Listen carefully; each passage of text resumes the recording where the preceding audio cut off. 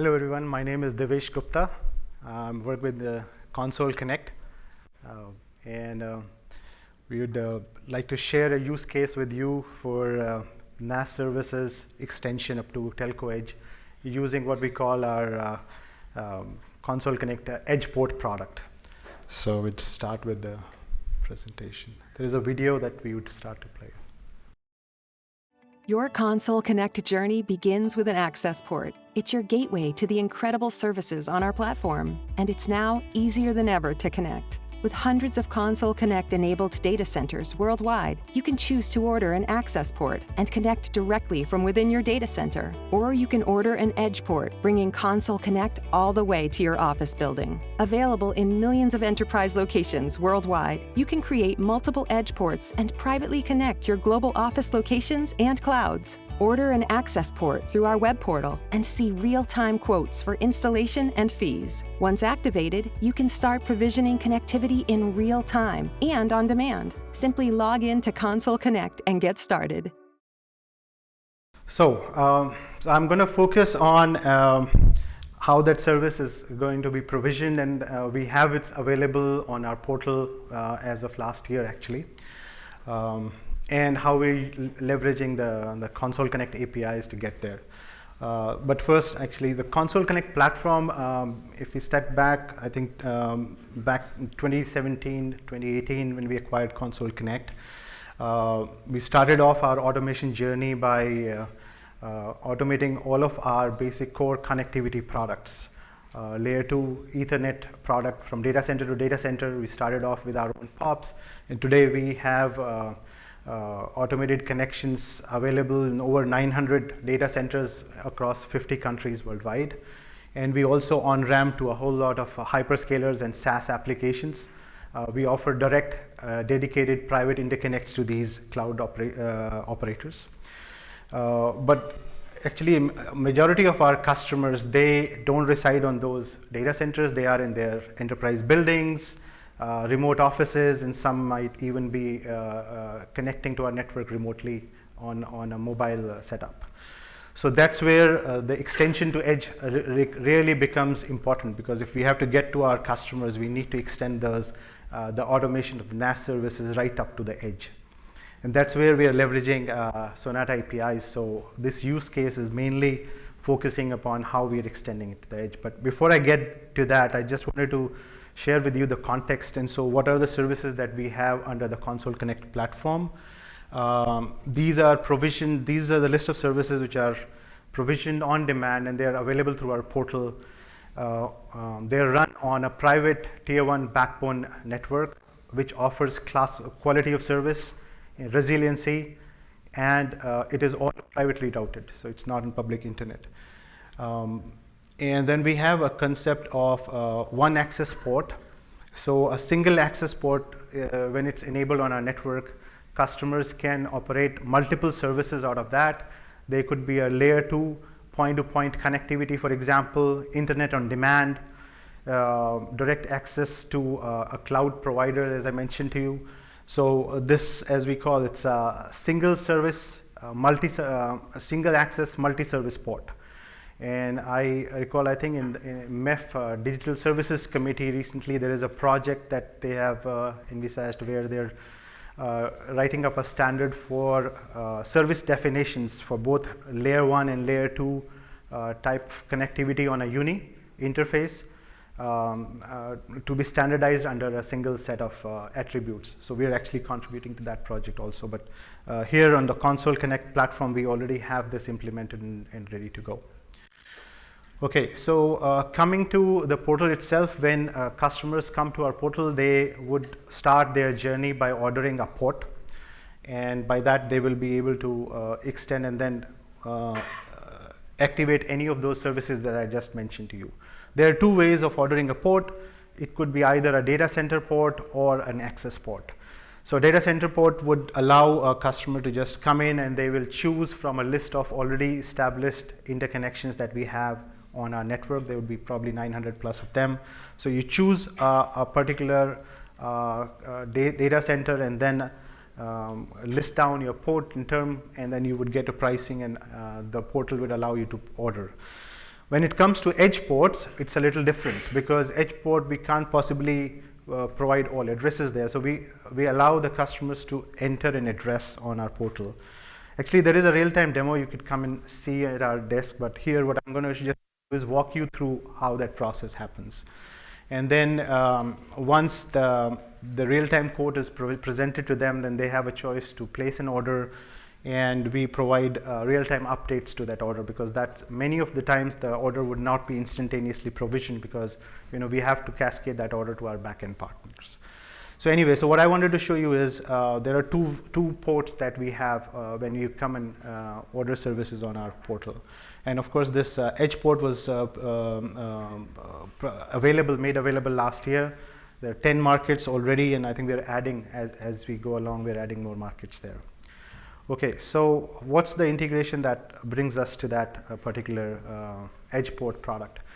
Customers coming into our portal, they would choose a product in order. So in case that they're ordering this edge port product, they would then, we would take that address that they put in and then hand it over to our CPQ engine.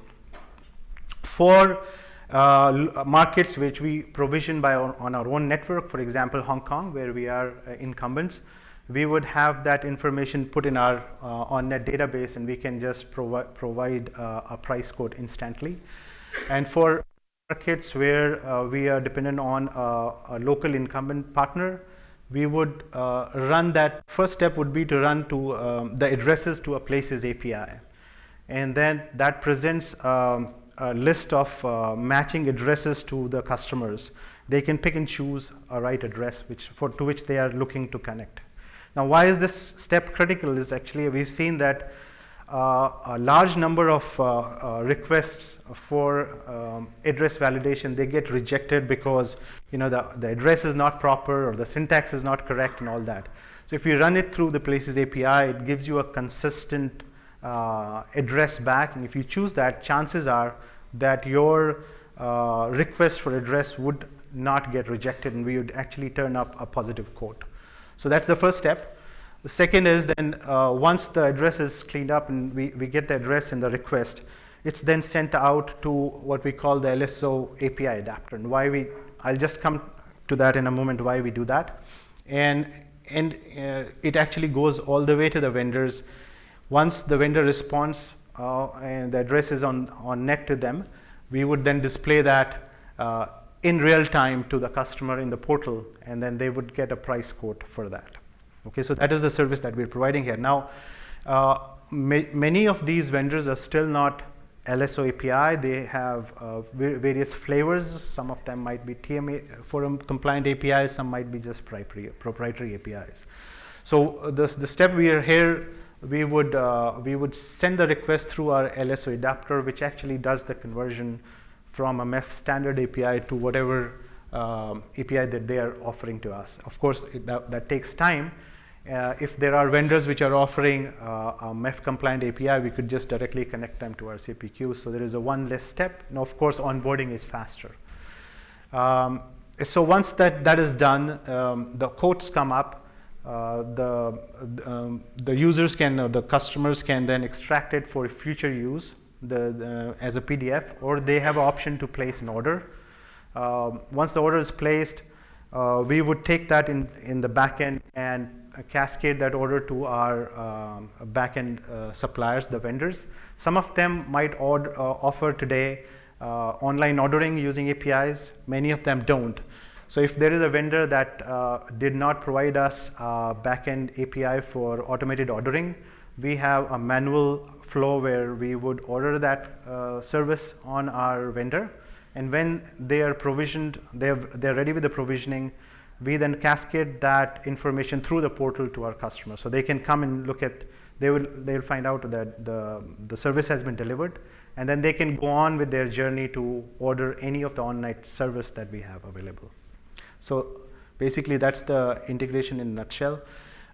We offer today for the 10 markets that we are offering the service, we also provide multiple options. In many cases, in many markets, we have more than one or two or three vendors that we are integrated with in the back end.